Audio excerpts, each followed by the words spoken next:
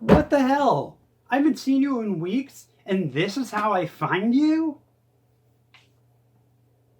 Strung out on some kind of feline nip bender? Unbelievable. Well, this is why you haven't turned in a script in weeks. Get your shit together. Sober up and get back to work. Your job is on the line.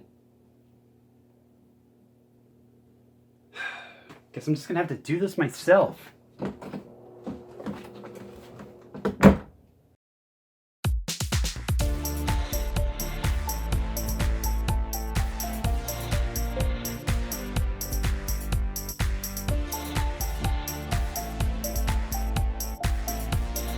Hey there, I'm Carmilla.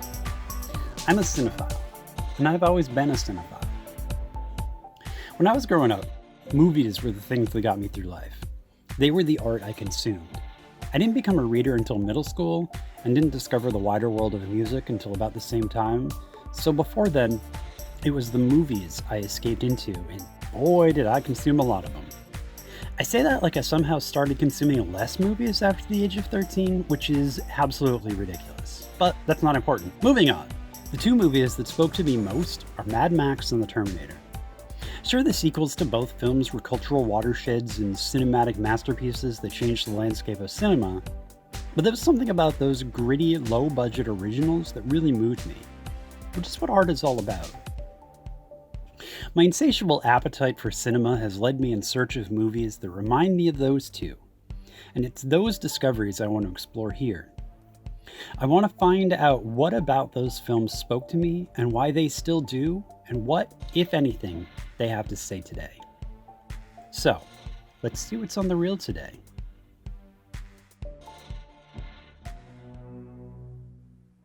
Ah, damn it. I knew this one was going to come up eventually. Oh well. Let's get to it, I guess.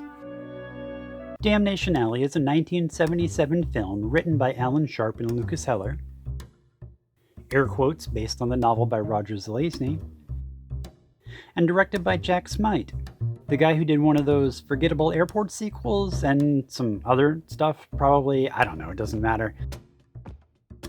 Starring Jan Michael Vincent, who would more famously go on to star in that 80s show where he flies a fancy helicopter, and George Peppard, who would more famously go on to play Liam Neeson in that 80s show where he loves when a plan comes together.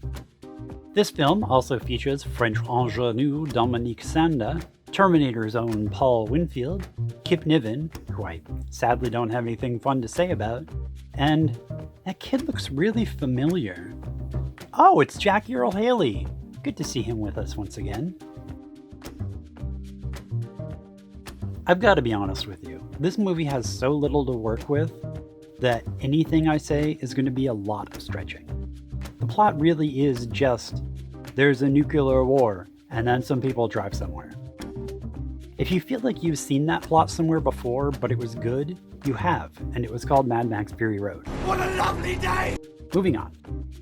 Okay, let's see. Jan Michael Vincent plays Tanner, I guess his name is? A young Air Force guy who works under George Peppard, who plays, the one with the mustache? Major something? It doesn't matter. Anyway, they work for Missile Command when a nuclear war breaks out. They launch some missiles and the world goes to hell. Fast forward 5 years, and the nuclear devastation has caused the world to fall off its axis. Now the sky is a constant acid trip, and there's all manner of natural disasters and radiation storms and also giant scorpions, because fuck it, why not?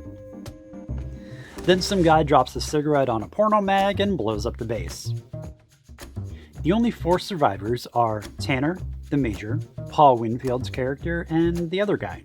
Don't get attached to him though, he dies pretty early on. Spoilers? That's when Major Mustache rolls out the other star of the film, the Landmaster. It's a high-tech super machine they plan to drive from Barstow, California to Albany, New York, along a strip of safe land called Damnation Alley. Damnation Alley is nearly 100 miles wide a lot of the way. Damnation Alley, who named it that? I did. Roll credits! Oh wait, we're still in the first act. The whole movie is vignettes with no connections, so I'll try to be concise. First, the Landmasters encounter a sandstorm or something and one of the vehicles gets wrecked. Oh yeah, they've supposedly had 2 Landmasters, but we all knew one was going to get ruined early on. Anyway, that's when the Bland guy dies. Next stop is Las Vegas, where they meet the only female in the wasteland. Don't worry about her though. Her only role is to sometimes scream off camera, so the men folks' attention can get drawn to something important. Then it's a stop in Salt Lake City where they encounter swarms of giant carnivorous armor-plated cockroaches. I'll be damned. Armor-plated cockroaches. The roaches eat Paul Winfield, and the gang moves on without comment or remorse to a gas station, where they meet Billy, played by Jackie Earle Haley, who has a mean rock throw. I only just now in writing this found out that in the years leading up to this movie, Jackie Earle Haley was in the Bad News Bears films, and I can only assume that his character was given the talent of throwing because of that. Complete speculation, of course. Digression over. Driving montage. Oh look, a diner. Could be nice, but uh-oh, it's full of rapey, radiation-ravaged redneck rapscallions. One reasonable rocket revenge and it's on the road again. It's enough alliterations. Another driving montage. And they get to Detroit to find some spare parts because apparently absolutely nothing happened between the Rocky Mountains and Detroit. This is when the movie goes off the rails a little bit in the third act. So they're in a junkyard, and then the sky goes crazy, and everyone gets back in the Landmaster just as a tsunami or deluge or something, water or something happens. Where or why is never explained. It's only a model. Shh. So they wash ashore and listen to the radio to discover that they came out near Albany. What luck! Tanner and the kid hop on their bike and drive into town. Then, freeze frame, the end.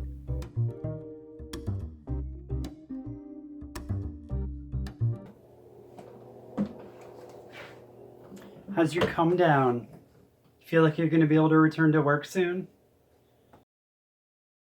Because this is way harder than I thought it was going to be, and I'm kind of lost without you. No. All your brother wants to do is talk about war and gloom and death. And your sister, well, she's a dog. And this movie, man, there is just nothing there. Think you're ready to come back?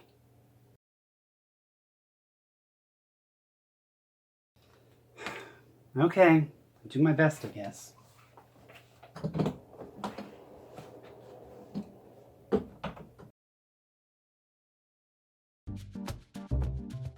Okay, theme and meaning. Theme and meaning. What is this movie saying on a deeper level? Shit.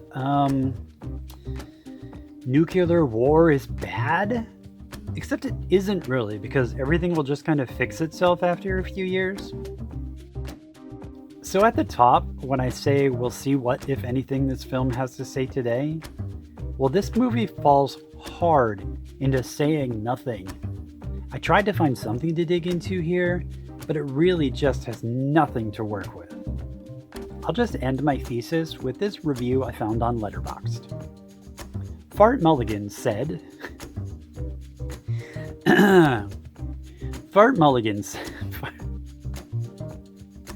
Fart Mulligan said, "May most of you be stung by an 8-foot scorpion, scorched by the Aurora fuck-off Realis, and stripped of your flesh by mutated cockroaches.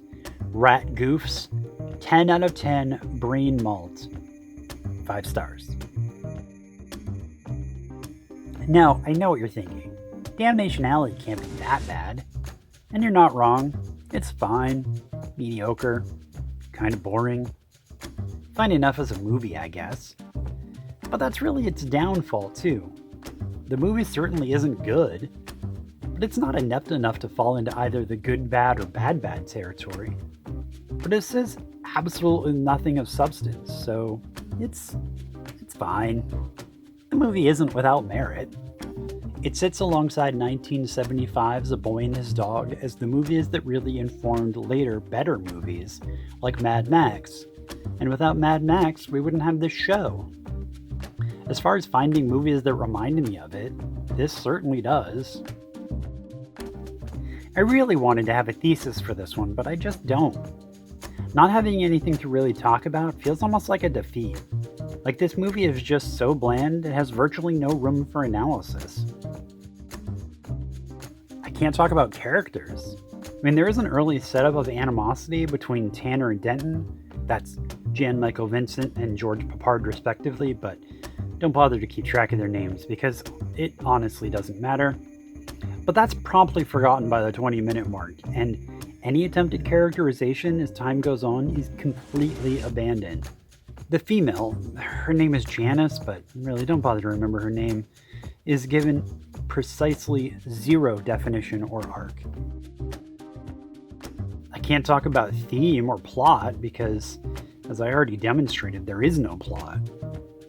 They can literally just drive from one place to another.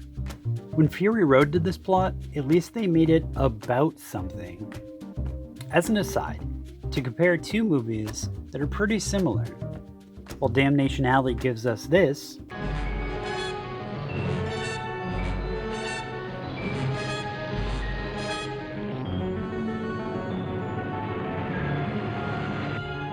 Fury Road gives us this.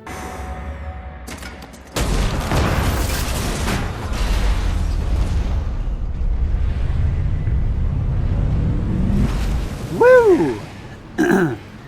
But we're not talking about that much newer and dramatically better film. And don't give me any of that, but it came out 40 years later bullshit, because Road Warrior was only 4 years later, and it gave us this.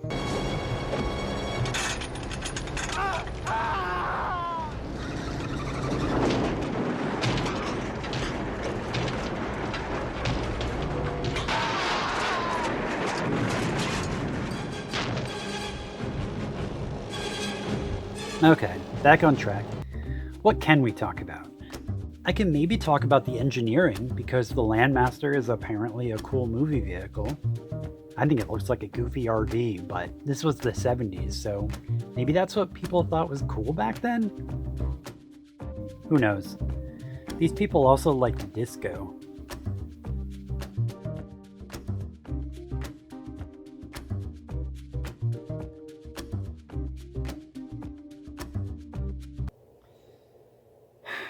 Yeah, I wish it were better too, but I did the best with what I had. Oh, next I'll probably encourage people to subscribe because we're back every month with new videos. Oh, and I'll promote the Patreon link in the description where for $2 a month they can join this wonderful person right here and help the channel grow. Oh, hey buddy, how you feeling?